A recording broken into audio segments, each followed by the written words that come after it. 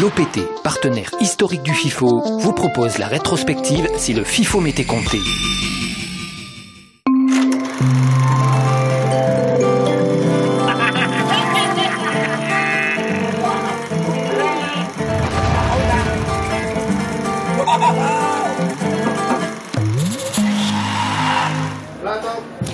Quand Internet devient aussi télévision à la carte, cela donne des télénautes qui zappent sur la toile de leur canapé, une révolution à laquelle a dû s'adapter les chaînes de télévision. Bonsoir, vous êtes donc sur notre page spéciale en direct de la Maison de la Culture. Le virage numérique, donc débuté voilà 4 ans, n'a épargné aucune chaîne historique. Ce mariage entre Internet et la télévision, Philippe Delœuvre, directeur stratégie pour France Télévisions, s'y est tout de suite attelé. Mais d'abord, signalons la participation pour la première fois de Tonga, le royaume qui le 4 juillet prochain couronnera son roi, Tupou VI. Les têtes couronnées d'Angleterre, de Suède, du Pays-Bas, du Japon assisteront à ce sacre et à événements exceptionnels, moyens exceptionnels. La délégation tongienne est donc ici pour faire son marché, une prospection de compétences médiatiques donc pour relayer ce couronnement dans le Pacifique. C'est ça aussi le FIFO. Et puis depuis 2010, le festival présentait le Oceanian Pitch, une tribune pour les porteurs de projets documentaires, l'occasion pour les festivaliers locaux et internationaux de vendre leurs magazines. Et puis cette année, à défaut d'Oceanian Pitch, par manque de budget, le FIFO présente son premier pitch dating, un succès indéniable. Tepiou, Bambridge, Giluco. 8 minutes, c'est le temps accordé aux porteurs de projets de films documentaires pour convaincre les 12 producteurs, diffuseurs et distributeurs présents. Selon le principe du speed dating, une vingtaine de candidats cherchent partenaires solides, une course contre la montre. Ça s'appelle pitch dating, mais c'est aussi un speed dating, parce que là, pendant 8 minutes, c'est à fond. La preuve, c'est qu'on a à peine le temps de dire ouf. Mais c'est une belle initiative, vraiment belle initiative, il y a de très très belles idées. Le but du pitch dating, bien sûr, c'est de vendre, pour un, de vendre des projets et pour les autres, d'acheter des projets, des films documentaires.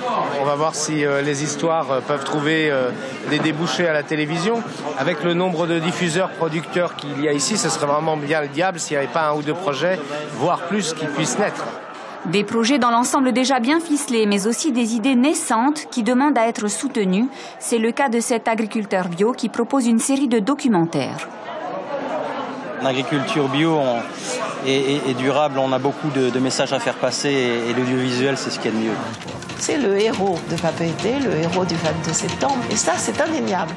Et puis, il y a ceux qui enchaînent les projets. Alors qu'elle vient juste de boucler ce documentaire fiction sur l'histoire du commandant d'Estremaux, Pascal Salmon Berlin rêve d'un nouveau documentaire. J'aimerais bien faire quelque chose sur les étoiles, les chemins des étoiles, rapprocher les étoiles, en fait.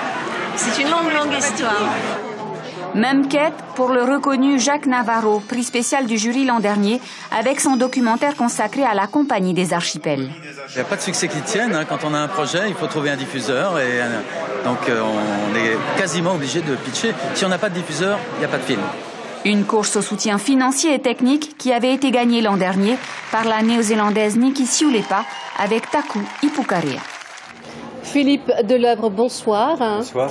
Alors, vous êtes le directeur stratégique du groupe France Télévisions. Après la TNT Internet, quel enjeu et quelle perspective représente la télé connectée pour des chaînes de télévision historiques?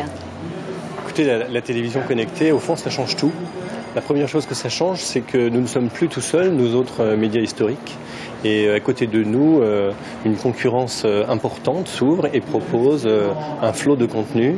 À côté, encore une fois, des chaînes linéaires et des programmes qui sont... Donc, premièrement, on n'est plus tout seul. La deuxième chose que ça change, c'est que ça ouvre la porte à une manière de consommer différente. C'est évidemment le phénomène de la délinéarisation. La télé quand je veux, regarder les programmes quand je le veux. Et puis enfin, on le dit un peu moins, mais c'est aussi une manière de rendre petit à petit la télé plus personnalisée. petit à petit, on n'est plus seulement donc contraint dans une grille de programmation, dans des horaires, on choisit son temps et la télévision s'adaptera à nos goûts, à ce qu'on aime et je crois que ça aussi c'est un changement très important pour la télévision. Alors avant de poursuivre, le jury doit rendre son avis demain. En lice 15 films dans Shark Girl et le test chronique d'une initiation. Le premier parle du combat d'une plongeuse australienne pour réhabiliter les requins de la Grande Barrière de Corail et puis le second d'une initiation à la pêche traditionnelle à la bonite vue par le Calédonien Adila Doliano, séquence choisie par Théa Onoa. Tiger sharks are my favorite of all the sharks. They're described as the great whites of the tropics. They're big, they're beautiful, they're slow moving. They are one of the sharks that you get in the water with and you feel their presence. And they're the sharks that you know you don't mess with. I really love them for that.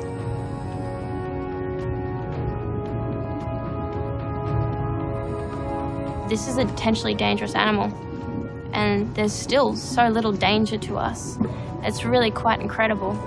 Humans will attack anything they don't understand at the slightest point of aggression. Sharks are a good example of this. But the other way around, when I go into their world and still have a little bit of curiosity, but they're not there to get us.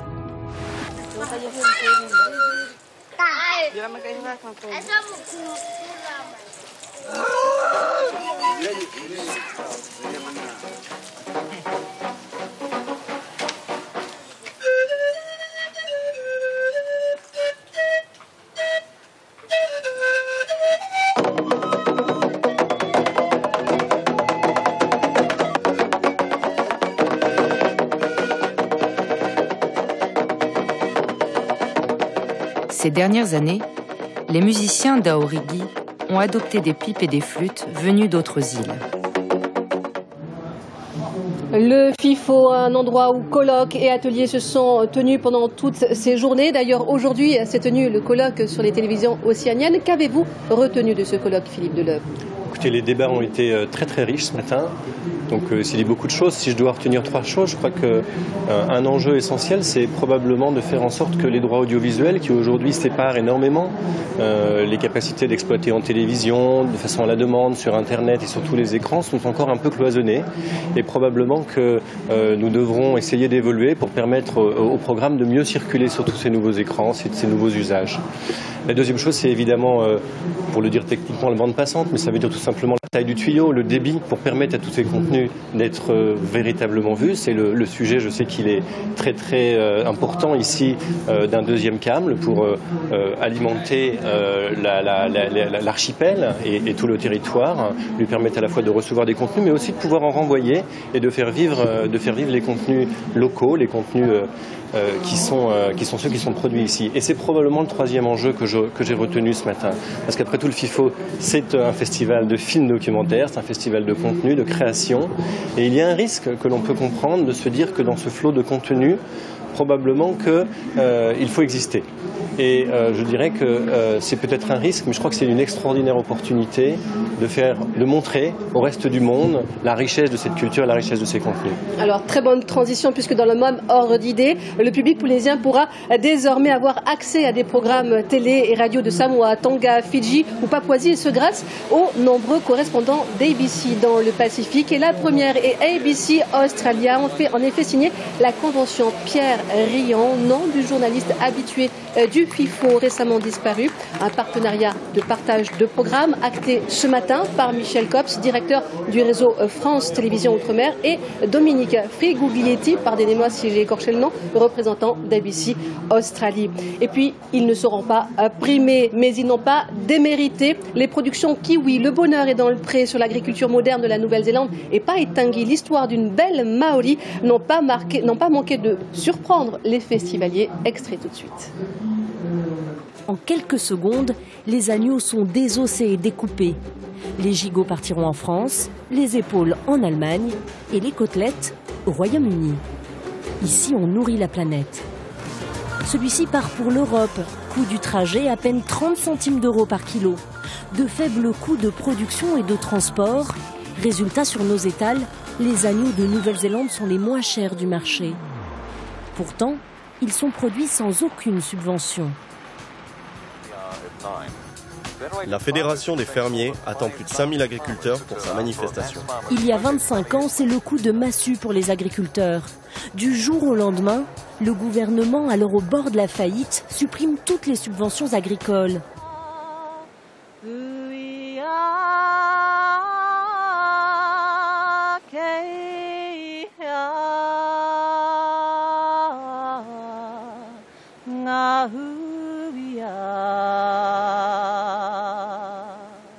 Haututu kia ako ngā wenei mahi. Ai, horeka hi tino taki. Kei roto I ahau.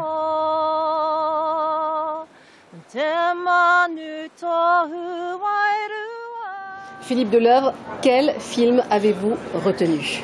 Écoutez, j'ai malheureusement pas eu le temps de les voir tous, mais j'ai eu la chance de voir Kumuina, qui a été pour moi une vraie émotion.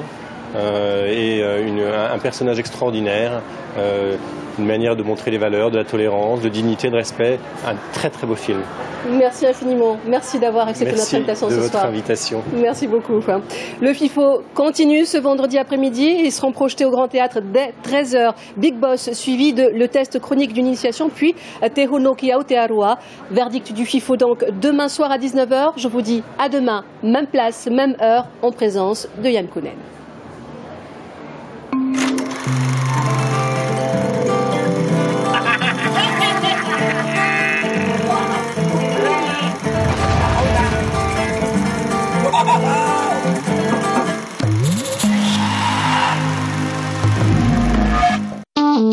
L'OPT, partenaire historique du FIFO, vous propose la rétrospective si le FIFO m'était compté.